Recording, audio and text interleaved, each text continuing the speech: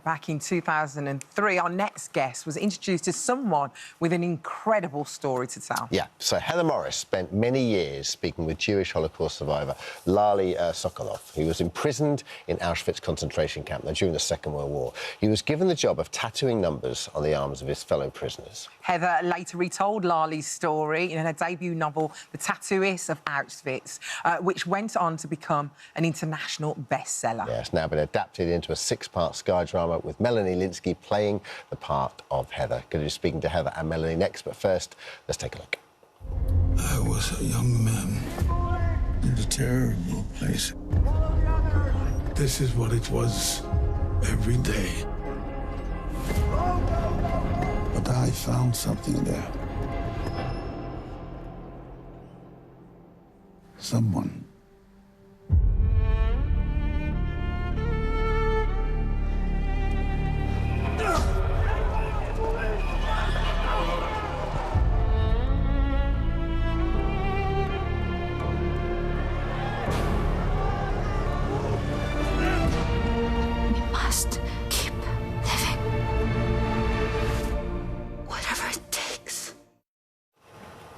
Powerful stuff. Incredible. Joined now by the author Heather Morris and Melanie Lynskey, who plays Heather in the drama. Welcome to both of you. Yeah, welcome. Thanks for coming. Us. Heather, wonderful. Let's start with you. Series is based on the best-selling book, your book of the first name. So where did you and how did you first meet Lali?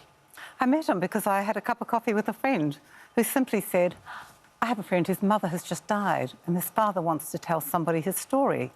That person can't be Jewish. You're not Jewish. Do you want to meet him? Oh, sure. I like meeting people. And I met him the next week. That was in December 2003. Mm-hmm. So nobody say this is an overnight success. No. No. It's a long time I guess ago. my question is, so were you looking to write at the time? No, not at all. Not at all. I had a perfectly good career. I was fine.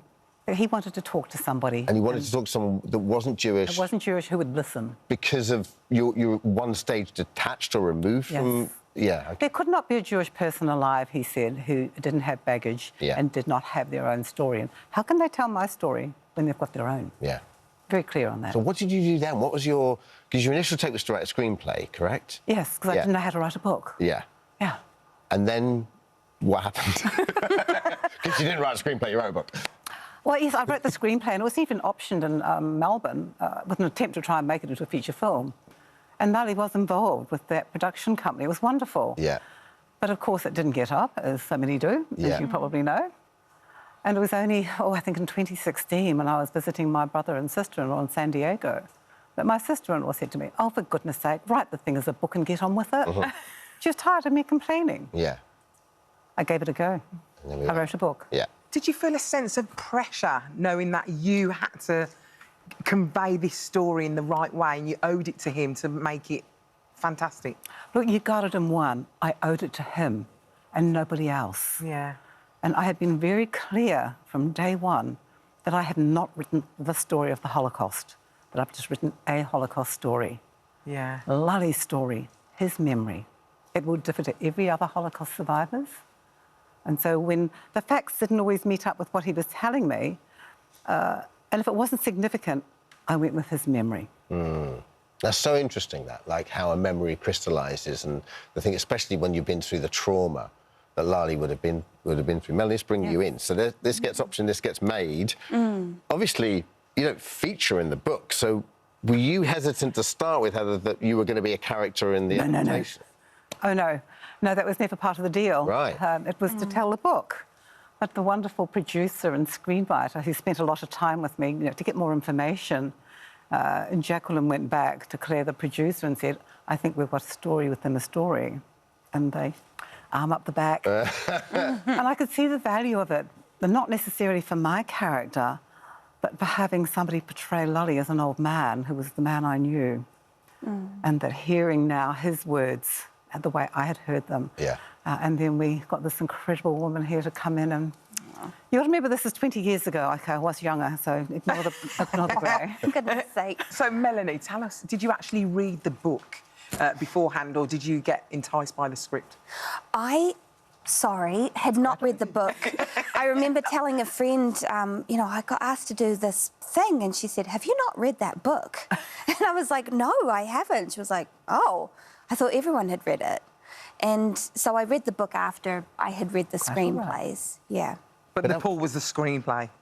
The screenplays were wonderful. The story is so compelling. It's an almost unbelievable story and beautifully written.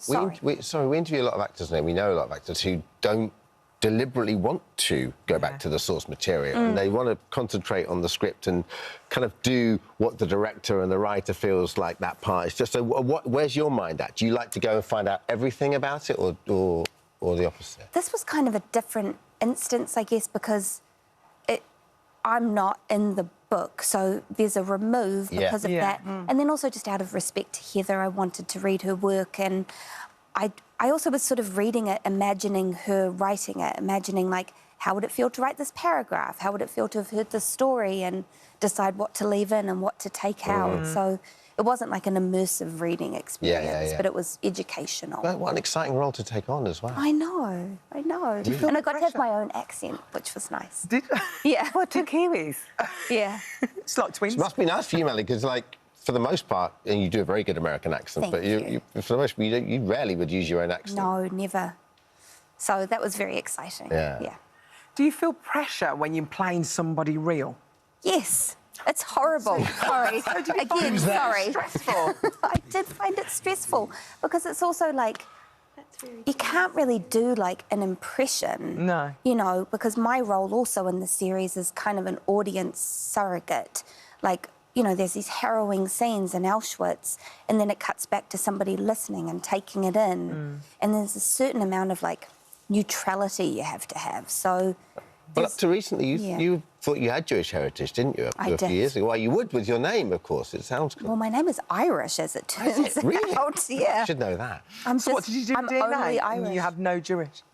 Oh, sorry about that. Can we just let's go back to Lali? I was so heartbroken. I believed it my whole life.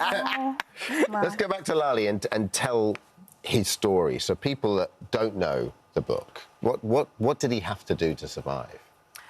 He made the decision when offered the role. He called it numbering, by the way, not tattooing, but I thought that that would be too complicated to keep with that phrase. He wanted to live. He was offered an opportunity to have this role, numbering the prisoners as they came in, and he took it. Did he have guilt about that? Absolutely he did.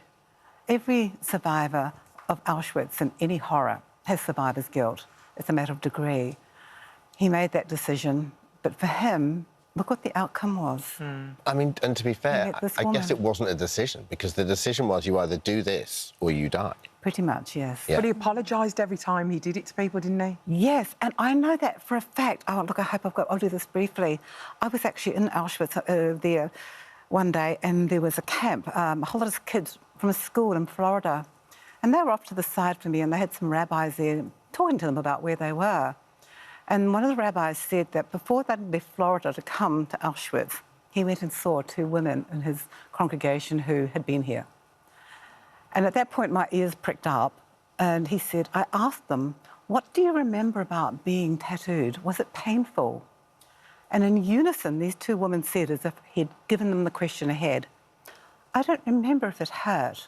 What I remember is the man who kept saying, I'm sorry, I'm sorry.